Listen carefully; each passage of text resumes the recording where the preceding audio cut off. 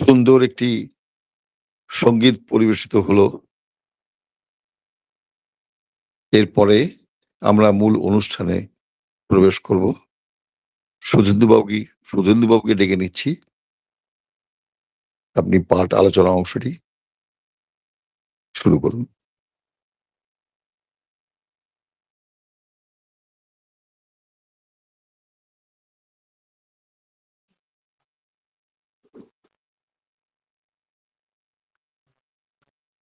ওম শ্রী অরবিন্দ মীরা।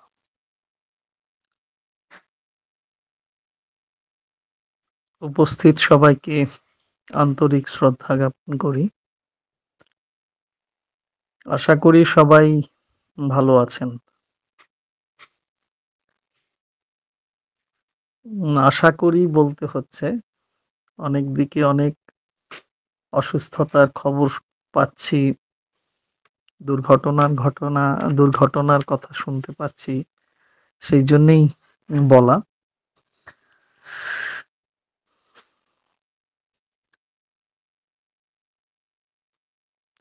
আমরা যে অংশটা পড়ছি, the secret of the Vedha, retrospect of Vedic theory, the scholars, তার 10 নম্বর প্যারাগ্রাফ আগে যেদিন পড়েছি শেষ করেছি। আজকে 11 নম্বর প্যারাগ্রাফের প্রথম বাক্য থেকেই পাঠ শুরু।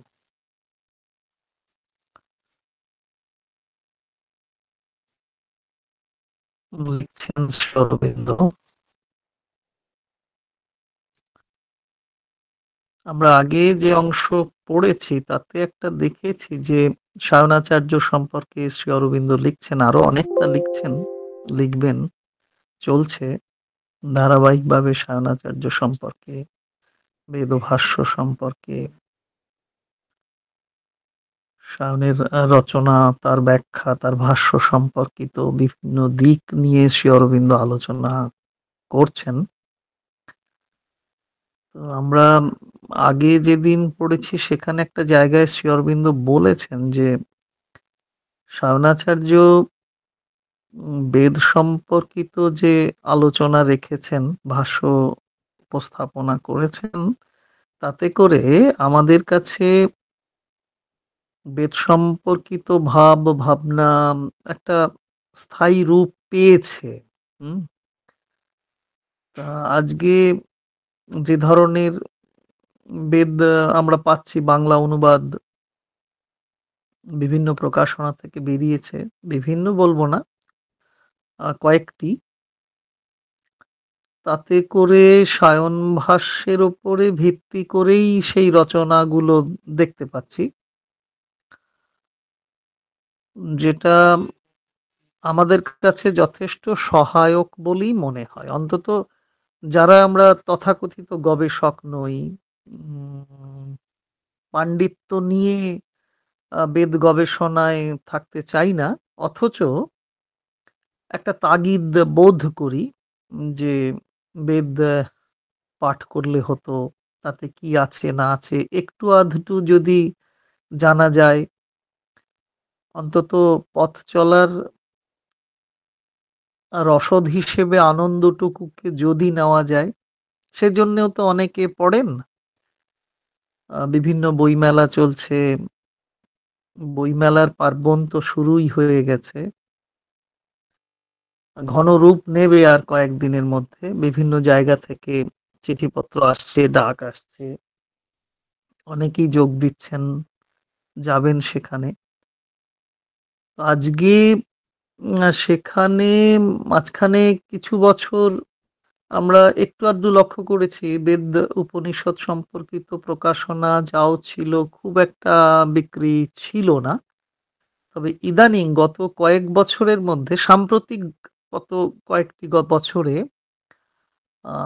পাঠক সাধারণের মধ্যে বেদ সম্পর্কিত আলোচনা, বেদান্ত সম্পর্কিত যে রচনাংশ, সেগুলো কেনার দিকে একটা ঝোঁক এসেছে। এটা বেশ ভালো ভালো কথা। সেখানে সায়নাচার্যের একটা বিশেষ ভূমিকা আছে, ইয়াস্ক ঋষির ভূমিকা আছে, আমরা সাহায্য পাচ্ছি, সাহায্য পাচ্ছি, সহায়তা পাচ্ছি। কেউ আনন্দ পাচ্ছেন। আম খুব কম লোকের সঙ্গেই যোগাযোগ, তবু লক্ষ্য করছি। তাদের মুখের হাসিই বলে দেয় তারা আনন্দ উপভোগ করছেন। তো ১১ নম্বর প্যারাগ্রাফের ১ম বাক্যে শ্রী অরবিন্দ বলছেন, "The first element with which Sayana had to deal, the most interesting to us, was the remnant of the old spiritual, philosophic, or psychological interpretations of the Shruti, which were the true foundation of its sanctity." প্রথম যে উপকরণ নিয়ে সায়নকে কাজ করতে হয়েছিল, তার মধ্যে যা আমাদের কাছে সবচেয়ে চিত্তাকর্ষক, তা হল শ্রুতির প্রাচীন আধ্যাত্মিক, দার্শনিক ও মনস্তাত্ত্বিক ব্যাখ্যাসমূহের, তার পাঠ ও তার ভিত্তির অবশেষ।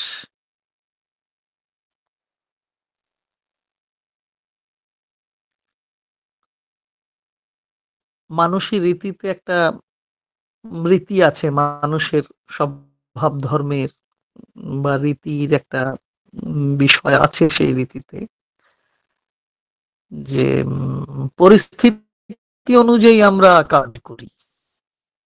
খুব প্র্যাকটিক্যাল আমাদের দিক থেকে, ব্যবহারিক জীবনে যখন যেরকম পরিস্থিতি আসে আমরা সেরকম কাজ করি। যেমন যেমন পরিস্থিতি হাজির হয়, আমরা তেমন তেমন ভাবে তার প্রতিবিধান করি বা সহমত পোষণ করি বা সেই অনুযায়ী চলতে চাই এবং চলতে যাই, যাতে পরিস্থিতি মোটামুটি ভাবে একটা সমঝোতাপূর্ণ জায়গায় থাকতে পারে। তবে কতটা কি হয়ে ওঠে সেটা আমরা যারা সেন্টার ব্রাঞ্চ চালাই হাড়ে হাড়ে বুঝতে পারছি। কত সামাল দেব, এত ধৈর্য, এত মেধা নেই, উম, নেই। তবু ওই শেষটায় যখন পারি না, প্রথমে একটা ইগো থাকে, তো অহংকার থাকে, আমি পারবো, আমি করব, একটা চেষ্টা করি জোড়াতালি দেওয়ার। আর যখন পারি না তখন বলি ও মা দেখবেন, জয় মা বলে হাত তুলে দিই। তো এক্ষেত্রে আমরা দেখছি, খুব ব্যবহারিক জীবনেই দেখতে পাচ্ছি, কোনোটা আমাদের পক্ষে থাকে, কোনোটা বিপক্ষে যায়। কোনো এই যে সিদ্ধান্ত নিই, কোনোটা পক্ষে থাকে, কোনোটা বিপক্ষে যায়। বুঝতে পারি যে হাজারো সমস্যা আসতে পারে। আগে আগে বিচার বিবেচনা করি না। খুব বড় লক্ষ্য নিয়ে আমরা উচ্চাসী হই। দুর্গা স্তোত্র পড়ে তো আমাদের উচ্চাশা রয়েছে। আমরা অনেক কিছু গড়ে তুলি। তারপরে সেগুলো আর সামলাতে পারি না। হুম? এখন সেন্টার ব্রাঞ্চের অনেক আধিকারিকরাই দেখছেন যে মেম্বারশিপ মানে অনেককে করিয়েছেন, জোর করে ঘরে ঘরে গিয়ে মেম্বার করেছেন।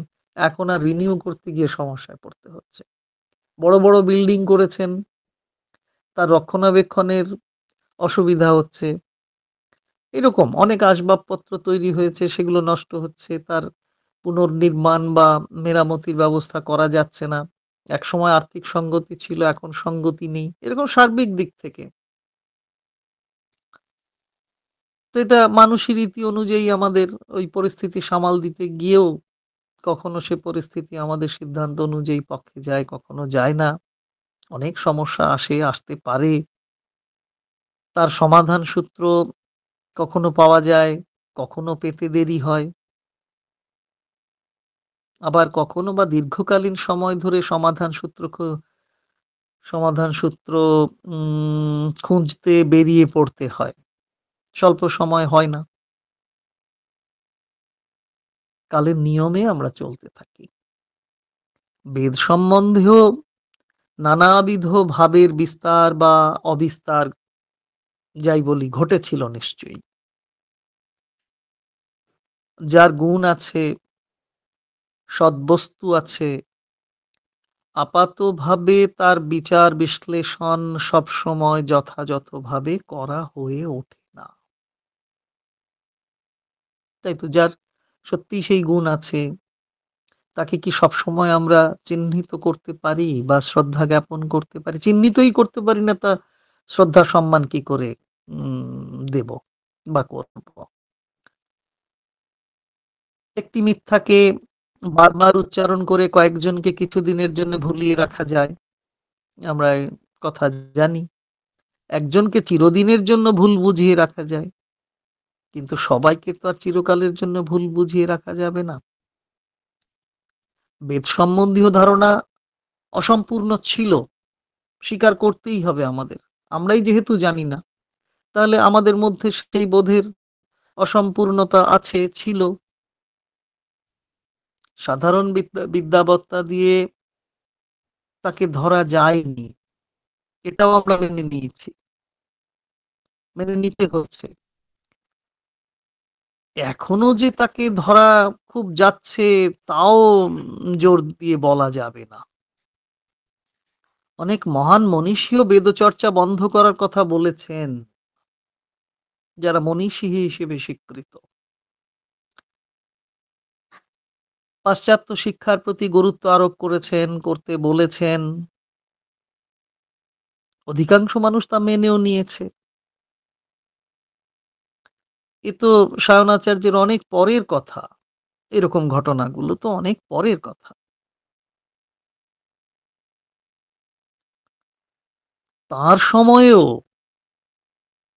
নিশ্চয়ই তাকে অনেক লড়াই লড়তে হয়েছে। শ্রুতি বা বেদ পর্যায়ের কৌলিন্য যেসব আধ্যাত্মিক, দার্শনিক এবং মনস্তাত্ত্বিক বিষয়ের উপর ভিত্তি করে গড়ে উঠেছে, সে বিষয়গুলো সম্বন্ধে তাকে যথেষ্ট গবেষণামূলক কাজ করতে হয়েছে। নাহলে তিনি সেই সায়ন ভাষ্যে সেই কথাগুলো বলছেন কি করে? শ্রী অরবিন্দই বা আমাদের সামনে তার তুল্যমূল্য বিচার করতে করতে সব খুঁটিনাটি বিষয়গুলো তুলে ধরছেন কি করে? সবকিছু তো বস্তুবিজ্ঞানের দৃষ্টিতে দেখা যায় না। যতটুকু দেখা যায়,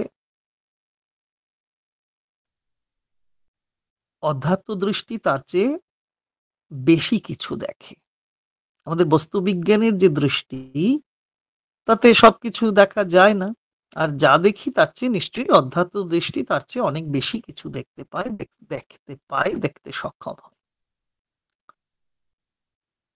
এইরকম করে যদি বলা যায় যে চোখ চোখ আমাদের চোখ চোখ দেখে জড় আলো। হুম? সে আলো দেখাও তো বিজ্ঞানের একটা মাধ্যম। কোনো মাধ্যমে পতিত হলে তবে আমরা সেই আলোকে লক্ষ্য করতে পারি বা দেখতে পারি। তা চোখের ভিতরের চোখ যে ইনার আই আছে আমাদের, সে শুধু আলো দেখে না, ওই জড় আলো দেখে না, সে তো জ্যোতিকে দেখতে পায়। আমাদের সাধারণ চোখ আলো যদি দেখে থাকে, আমার ইনার আই জ্যোতিকে দেখতে পায়। স্থূল যে দর্শন, এই চোখে দেখা, আঁখো দেখা হাল, তা স্থূল দর্শনে বা দেখায়, দর্শনকে যদি দেখা বলি, তাহলে স্থূল আলোই শুধু দেখা যায়। আর অন্তর্দর্শনে দেখা যায় চিন্ময় আলো, যাকে আমরা জ্যোতি বলছি। যাকে শ্রুতি আরো এক ধাপ এগিয়ে বলেন জ্যোতিরুত্তমম। তাহলে সাধারণ দৃষ্টিতে আমরা আলো দেখছি, অধ্যাত্ম দৃষ্টিতে দেখছি, অন্তশ্চক্ষু দিয়ে তাকে চিন্ময় আলো, জ্যোতি হিসেবে দেখছি, শ্রুতির কথায় তাকে জ্যোতিরুত্তমম বলছি। এই যে সত্য, এই সত্য, এই পবিত্রতা তো শ্রুতিরই ভিত্তি, বেদের ভিত্তি। আজ আমরা জানতে পারি, আজ আমরা বুঝতেও পারি,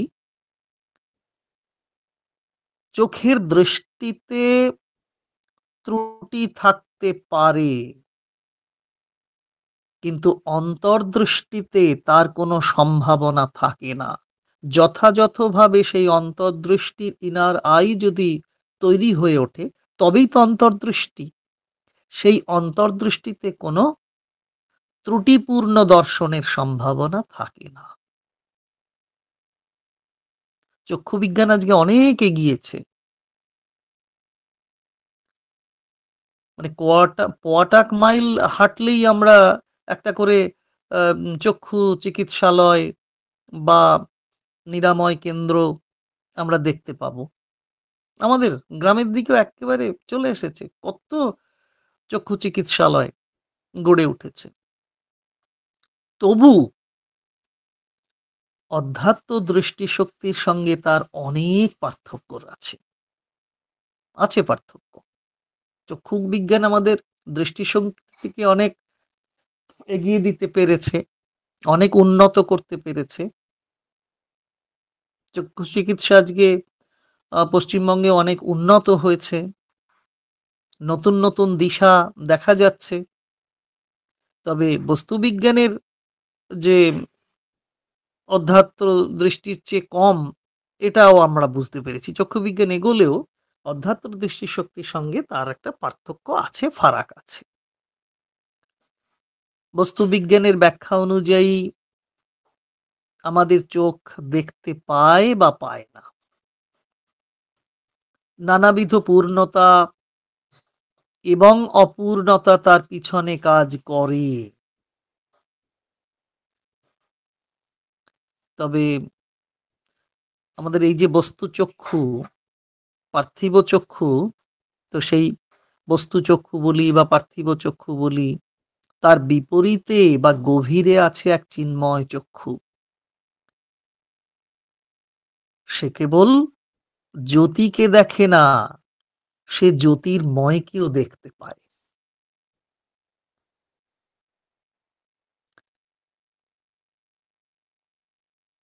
তো ভিত্তিভূমি এঁকে দিয়েছেন সায়নাচার্য।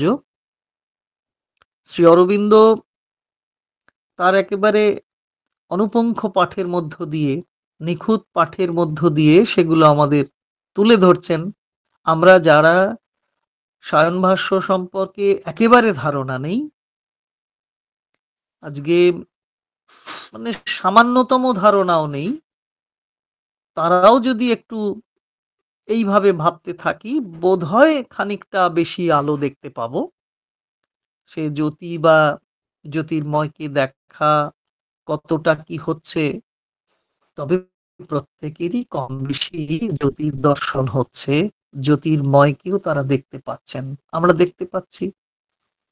শ্রী অরবিন্দ বলেছেন, মাকে দেখো, মায়ের ছবির দিকে তাকালে, কালকেও তো বলছিলাম, সব আলো নিভিয়ে দিয়ে মায়ের ছবির দিকে তাকালে এক জ্যোতিকে লক্ষ্য করা যায়। তাই তিনি জ্যোতির্ময়ী।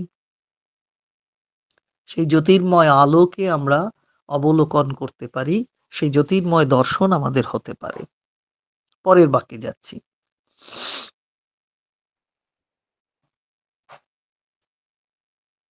যাচ্ছি মানে যাওয়ার চেষ্টা করব, কতটা পড়তে পারবো এগুলো। শ্রী অরবিন্দ যেভাবে বলেছেন, একেবারে ধারে কাছে আমি যেতে পারবো না, সম্ভব নয়। তবু লিখছেন দ্বিতীয় বাক্য 11 নম্বর প্যারাগ্রাফের।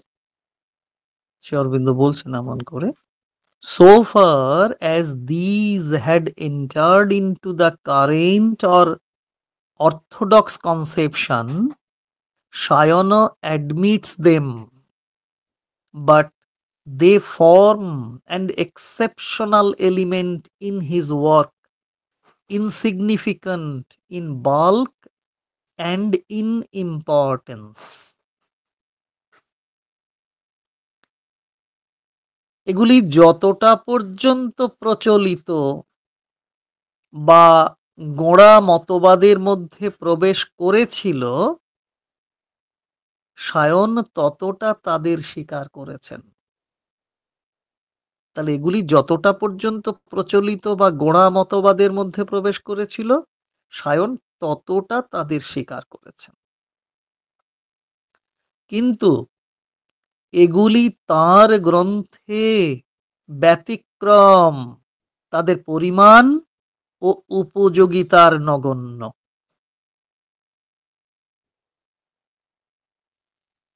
আমার অনেক পুরনো খণ্ড, তাতে যেরকম বাংলা আছে আমি সেইভাবে একটু পড়লাম।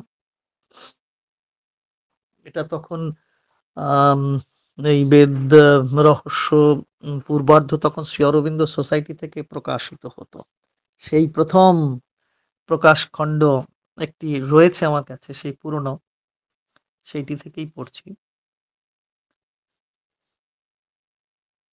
উম, বৈদিক বৈদিক পবিত্রতার ভিত্তিস্বরূপ কতগুলো বিষয়কে দেখা হয়েছে।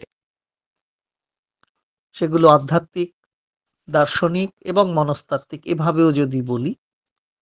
এই শব্দ তিনটি আমরা পাচ্ছি এখানে। তো এই যে আধ্যাত্মিক, দার্শনিক এবং মনস্তাত্ত্বিক যে বিষয়, এই ত্রয়ী, সেগুলোকে সায়নাচার্য মেনেছেন, স্বীকার করেছেন। কিন্তু তেমন করে তিনি তাঁর ভাষ্যে সেগুলো আনেননি। আমরাও তো কত কিছু উল্লেখ করি প্রতিদিন, কত কিছু উল্লেখ করি, কিন্তু তা মানি না। অনেক উদ্ধৃতি তুলে ধরি, তার সম্যক অর্থ জানি না। তো আমরা পরের বাক্যগুলোতেও এভাবে দেখতে পাবো যে শ্রী অরবিন্দ সায়নাচার্য সম্পর্কে কিভাবে কি বলছেন। সায়নাচার্য অবশ্যই বেদ সম্পর্কে আলোচনা করেছেন, ঋগ্বেদ সম্পর্কে তো করেছেনই, কিন্তু সব ক্ষেত্রে সবগুলো স্বীকার করেননি বলেই এরকম একটি ধারণা আমরা পাচ্ছি। তো সেটাই মেনে নেব আমরা। শ্রী অরবিন্দ যেমন ভাবে বলছেন, আমরা সেটাকেই লক্ষ্য করব। যেহেতু আমরা সেই প্রামাণ্য সায়ন ভাষ্য পড়তে পারবো না বা সেখানে যেতে পারবো না, যাদের পক্ষে সেটা সম্ভব হবে নিশ্চয়ই তারা সেটা এগোবেন। যদি কেউ আগ্রহী হন এর মধ্য দিয়ে, আমাদের এই গুগল মিটের অনুষ্ঠানের মধ্য দিয়ে, তারা নিশ্চয়ই সেই পদক্ষেপ নেবেন, উন্নততর পদক্ষেপ নেবেন। আমি পরের বাক্যে যাচ্ছি। তৃতীয় বাক্যে শ্রী অরবিন্দ এরকম লিখছেন, occasionally he gives a passing mention or concession to less current psychological renderings. কখনো কখনো কখনো কখনো তিনি কম প্রচলিত মনস্তাত্ত্বিক ব্যাখ্যার উল্লেখ মাত্র করেছেন বা কিছুটা স্বীকার করেছেন। মনস্তাত্ত্বিক ব্যাখ্যার প্রয়োজনীয়তা সম্পর্কে আমরা মেনে নিই ব্যাপারটা, যে মনস্তাত্ত্বিক ব্যাখ্যার অত্যন্ত প্রয়োজন আছে এবং তা বস্তু জীবনের সীমাবদ্ধতা সম্পর্কে অধিকতর প্রাঞ্জলতা দিতে পারে।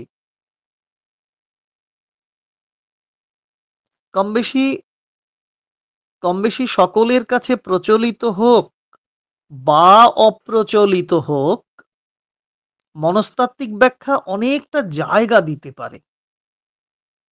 ভাবনার পরিসর তাতে বেড়ে যেতে পারে। জীবনকে শুধুমাত্র ক্ষুধা তৃষ্ণা মেটানোর মাধ্যম হিসেবে ব্যবহার করা হয় না। হয় না তো। উনুনের আঁচে চাল সিদ্ধ করে ভাত বানানোর প্রক্রিয়ার মধ্যেও কারো কারো জীবন জিজ্ঞাসা বেড়ে ওঠে।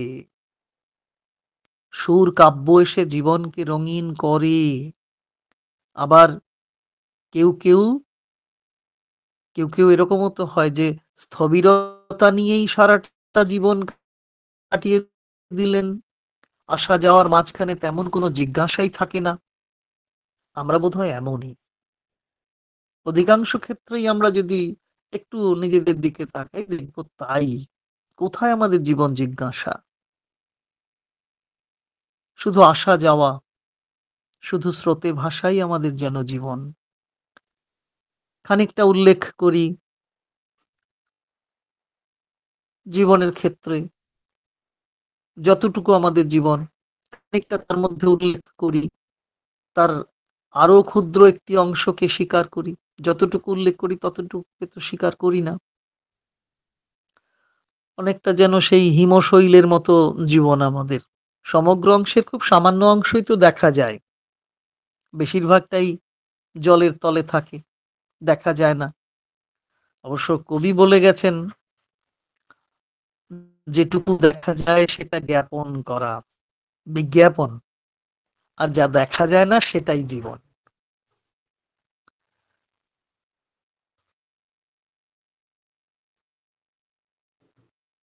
পরের বাক্যটি এরকম, উম, লিখছেন শ্রী অরবিন্দ।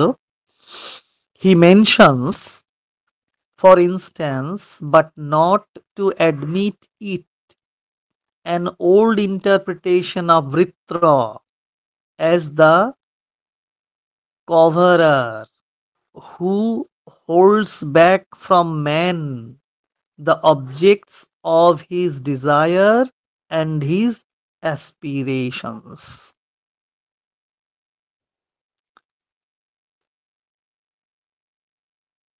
তো আমরা দেখেছি দৃষ্টান্ত স্বরূপ তিনি উল্লেখ করেছেন কিন্তু স্বীকার করেননি।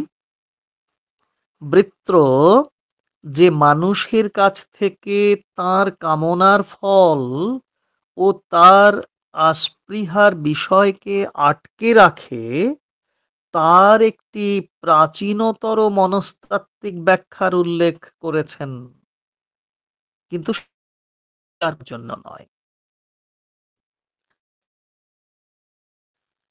বৃত্রবাবুর নাম এলো। সায়নাচার্য প্রাচীনতর সব মনস্তাত্ত্বিক ব্যাখ্যার উল্লেখ করেছেন, খুব ভালো কথা, খুব গুরুত্বপূর্ণ কথা, কিন্তু স্বীকার করতে চাননি বা করেননি। যেটুকু স্বীকার করেছেন সেটুকু খুবই কম অংশ। বৃত্র প্রসঙ্গ তিনি এনেছেন। বৃত্রকে আমরা অসুর হিসেবে জানি। বৃত্রাসুর বধের সে কাহিনী আমরা পড়ি, জানি কম বেশি। ভাগবত পুরাণে তার বর্ণনা পেয়ে থাকি আমরা।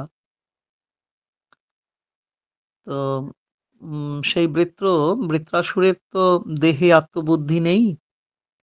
জয় পরাজয়, জীবন মৃত্যু সবকিছুই একাকার তার জীবনে। তার হরিভক্তির কথা সর্বজন স্বীকৃত। একমাত্র পরম পুরুষ শ্রী ভগবানই তার সমস্ত জীবন জুড়ে, হৃদয় জুড়ে, হৃদয়কে অধিকার করে আছে। তা সেই বৃত্রাসুরের চিন্তা এবং বাসনা খুব মনোমুগ্ধকর। সে বুঝেছিল দেবরাজ ইন্দ্রের বিরুদ্ধে যুদ্ধ করতে গিয়ে জয়ী হলে ভগবত প্রাপ্তিতে দেরি হবে। বৃত্রাসুরের ইতিহাসও যদি পৌরাণিক ইতিহাস, মাইথোলজিক্যাল, সেটা পড়লে তো আমরা জানতেই পারি।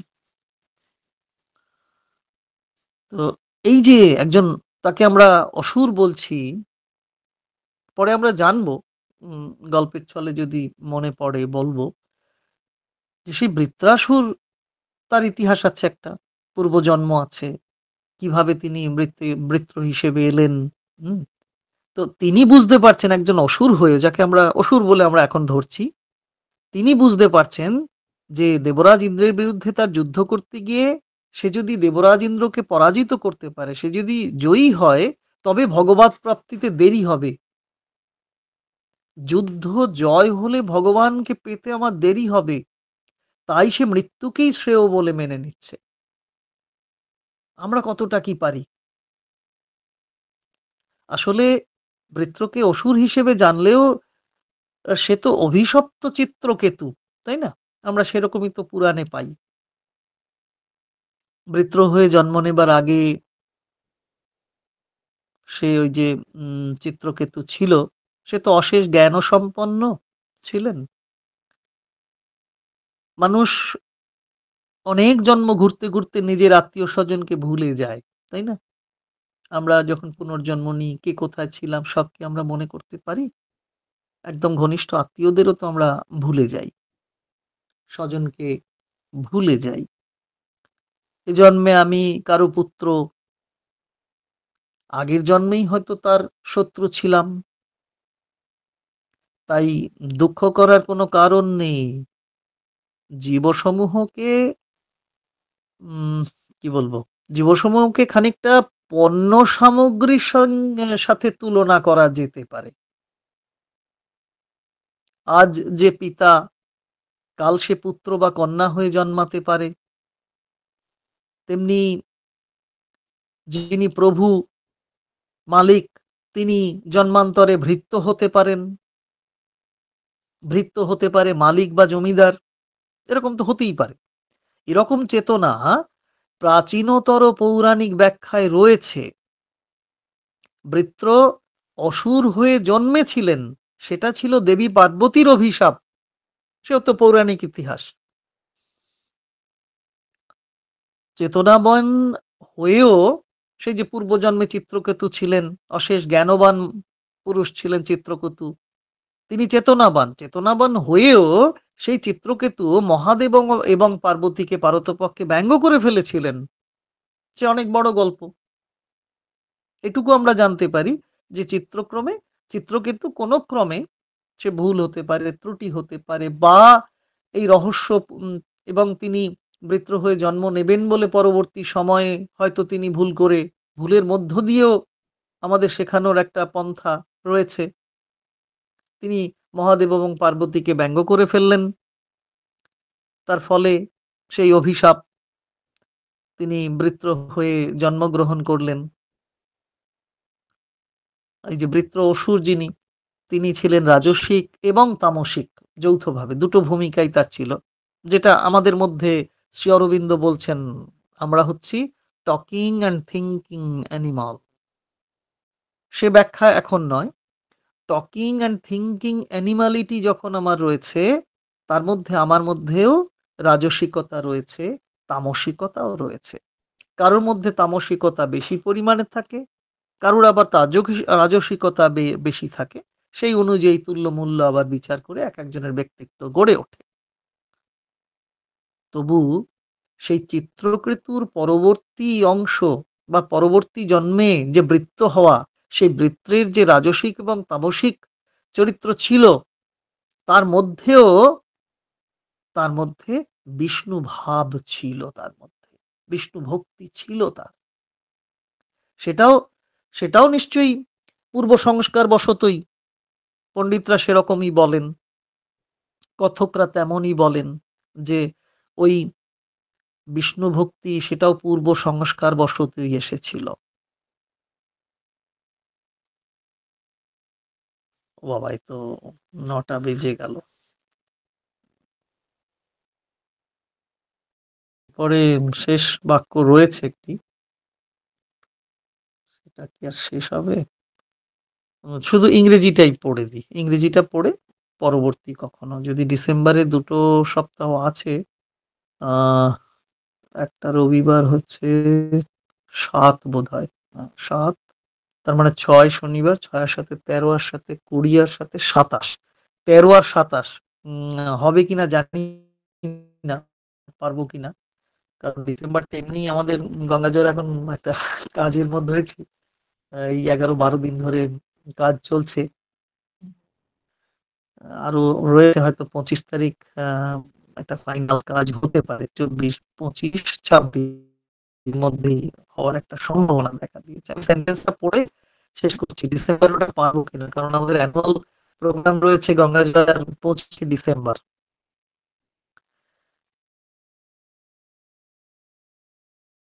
লাস্ট সেন্টেন্সটায় এরকম বলছেন Shri Aurobindo, for Sayana, Vritra is either simply the enemy or the physical cloud demon who holds back the waters and has to be pierced by the rain giver. ওই সেই ইন্দ্রের নাম এসেছে আগেই। তো সেই কথা ৯টা বেজে গেছে আর নয়। পরে যদি সম্ভব হয় আবার পড়ব। আপনারা খুব ভালো থাকুন, আনন্দে থাকুন, সুস্থ থাকুন। সোমবার ২৪শে নভেম্বর শ্রী অরবিন্দের সেই পূর্ণ সিদ্ধি দিবস, অধিমানস অবতরণ দিবস, শ্রীকৃষ্ণ কনসাসনেস এর অবতরণ দিবস।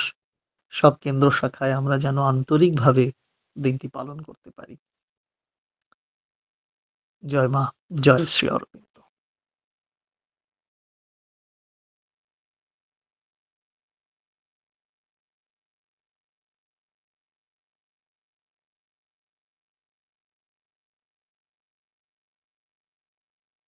সময় তো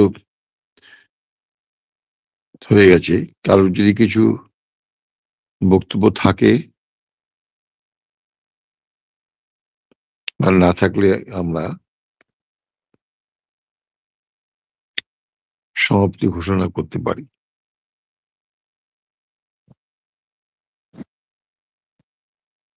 শ্রী অরবিন্দ শ্রী মায়ের চরণে শতকোটি প্রণাম এবং সকল ভক্তবৃন্দ যারা উপস্থিত ছিলেন সকলে আমার নমস্কার, শুভেচ্ছা গ্রহণ করবেন। আর সবাই খুব ভালো থাকবেন। সামনে ঠান্ডা পড়ছে, খুব বেশি ঠান্ডা নাকি এবার হওয়ার কথা। সবাই ভালো থাকবেন এই বলে আজকের অনুষ্ঠান শেষ করলাম।